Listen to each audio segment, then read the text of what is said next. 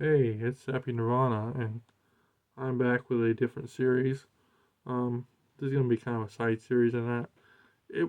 I don't think I'm just gonna completely focus just on London. I mean, just like the food videos with the British stuff, I've explained that I might in the future go to different countries' cuisines, but having gone to London twice last year and focusing on the British food and snacks, I thought this might be a kind of a cool thing to do.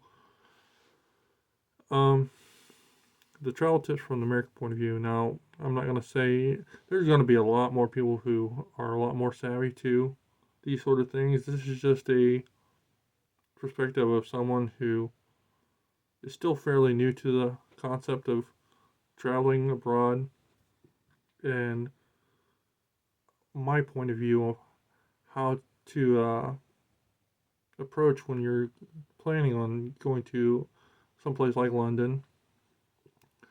So, this first series, I want to focus on two main things here, and I'm behind the camera, ge- gesturing with my fingers, like that makes any difference. So the first thing, obviously, when you're planning, well, the first thing is probably choosing a flight, but I'm taking that out of the equation. I'm just focusing within the city itself. So choosing where to stay. First thing I want to tell you is obviously your best bet is to go onto um, hotel booking site, a booking.com, Priceline. You're not going to always get the best deals that way though. Sometimes a better way to do it is to actually go to the website of the actual hotel. It's kind of surprising. Um, you can actually get better deals directly through the hotels there. Now, one of the biggest things that I explain is that if you're traveling to London, the closer you get to central London, obviously the more expensive things are going to be. So, both times I went to London, I was on the outskirts of London. First time, tiny hamlet called Bethnal Green, which was maybe, I don't know, half an hour, 45-minute uh, ride into London itself via the underground. And then the second time I stayed in Greenwich, which I absolutely love Greenwich.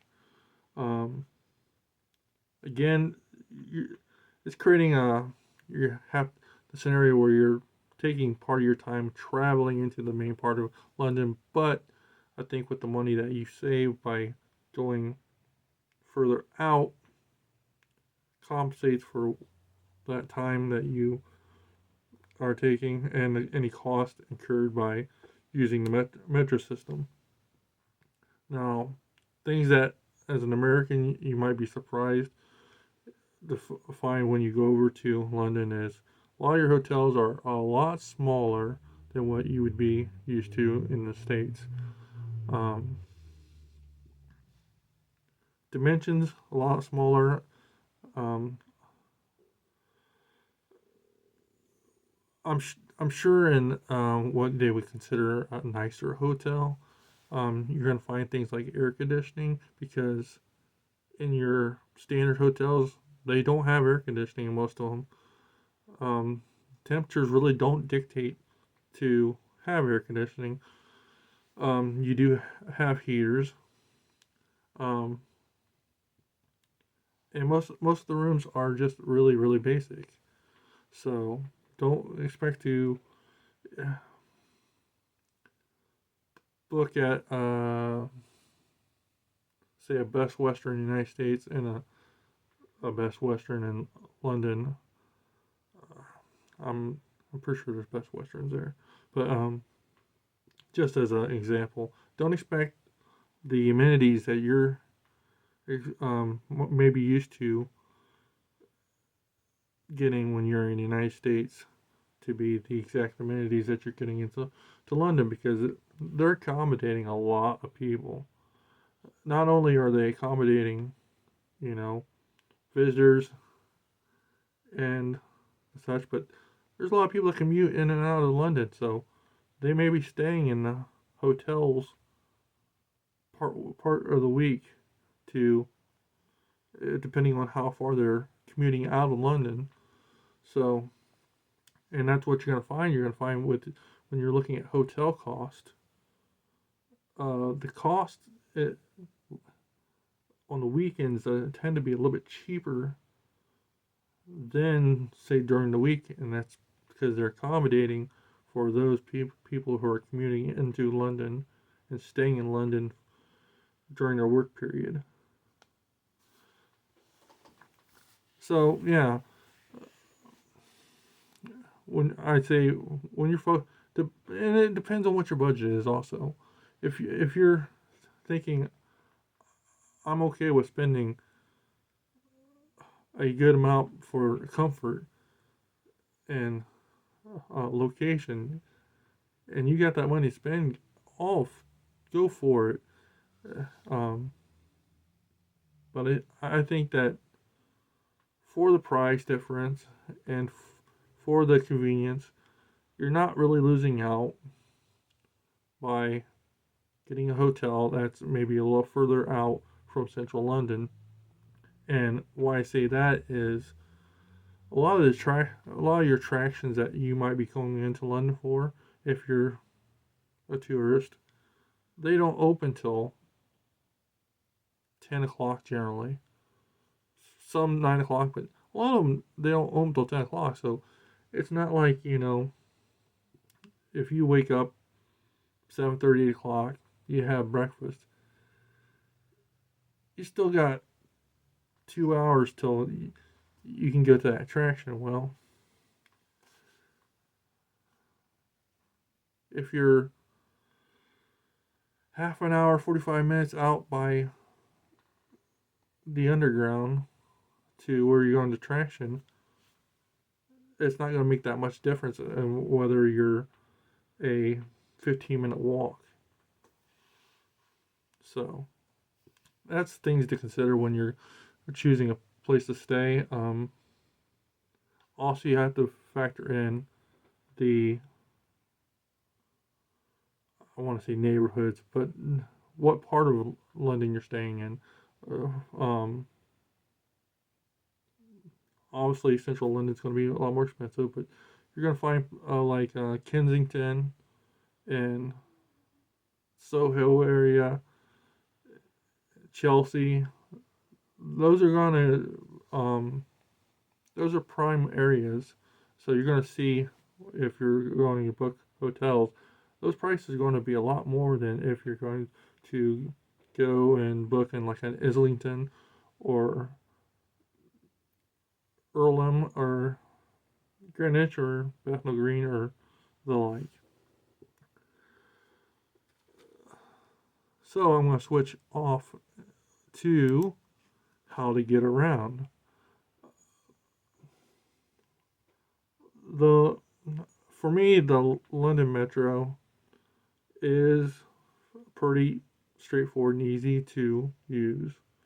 You have the underground, you have the subway system, you have buses, you have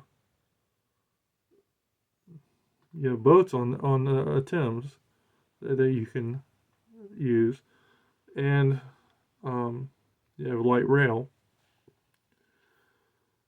The important thing is getting familiar with your point A, point B's.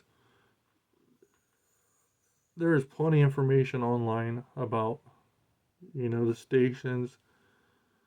Um, the London Underground has their own website, so you can type in, okay, I want to go from my hotel to the British Museum. What's the closest station to go to? It'll give you that information. I mean, you can do it through Google Maps too, but I would say that using the London Underground website is probably a safer bet. And you can also use your own, if you use Google Maps, you can use your own judgment because, you know, depending on what station you get off to, there might be something else that you say, oh, hey, that's not that far from this one, and it's not that far to walk. Because the stations are, a lot of stations are fairly close to one another.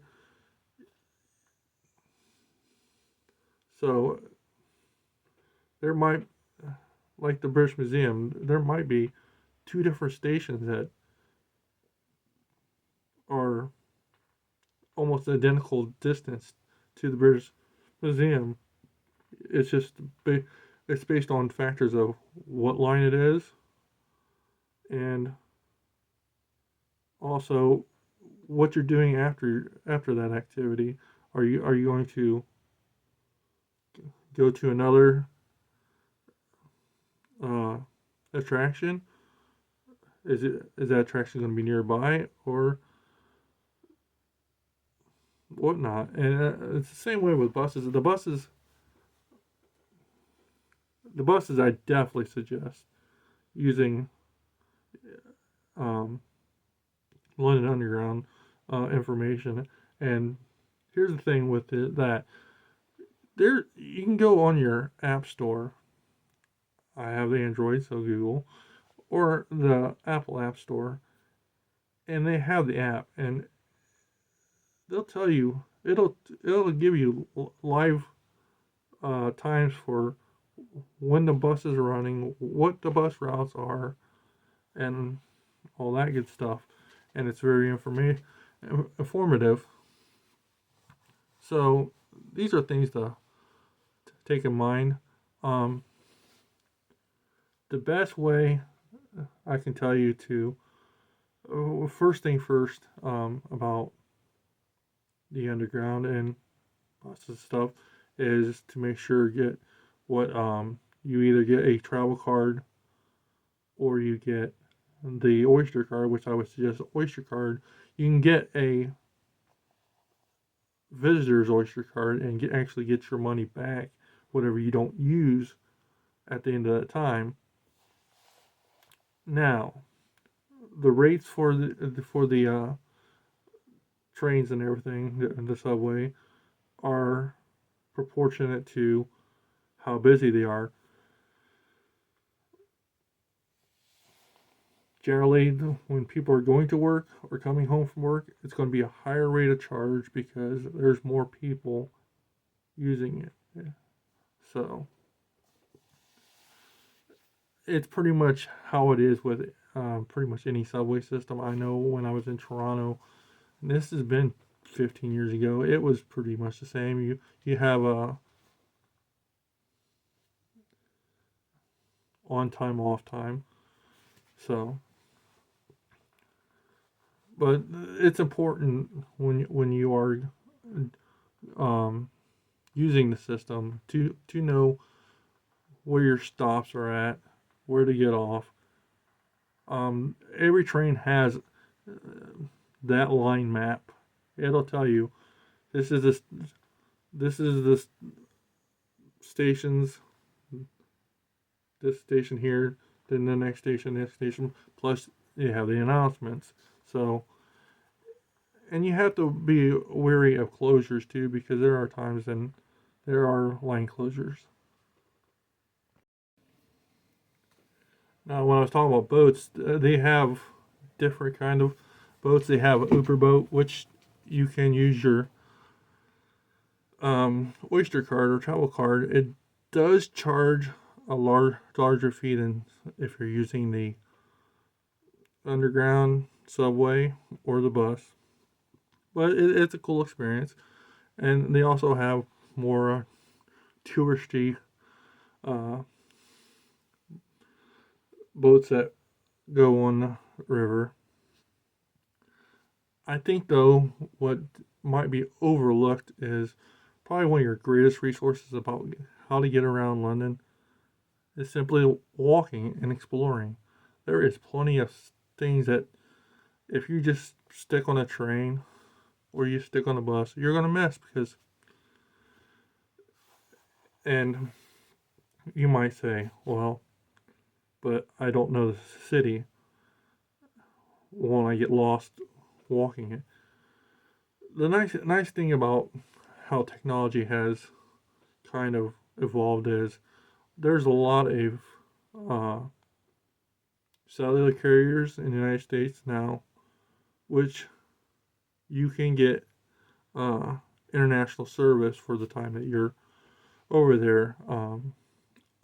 I have as they call it, a pay-as-you-go phone, and I wasn't aware of this when I initially went over because the way they made it sound was there was one available for the pay-as-you-go phones, but when I landed in London at Heathrow, my phone actually there was a message that offered international coverage. A little more expensive, but I was able to make calls if I needed to. But the most important thing is I have I had a Wi-Fi through that service and the GPS, so I could go to Google Maps, type in where I wanted to go, and and you just put down, okay, I'm walking, so it takes you there. So yeah, I'll get into more of that when I'm talking about uh, places, things to do and places to see in London. But I think one of the great resources is, walking because you will get to see more. And even if you get turned around, don't be afraid to ask someone, "Hey, I'm lost. Can you give me a general idea how to get to this place?" They may not know exactly the answer, but they're not going to be, in my experience, they're not going to be rude. They're not going to look at you like you're an idiot. Well, they might feel that way, but they're not going to express it. And generally, everybody I dealt with um, was very nice. So that's where I'm going to end this segment. So if you have any questions or comments, feel free to leave them, and we'll come out with part two. I'm not exactly sure what I'm going to discuss. I'm sure the sightseeing thing is going to be in there, but I want to touch on more just that. So, all right. Uh, Everybody have a good day, and thank you for viewing. Bye.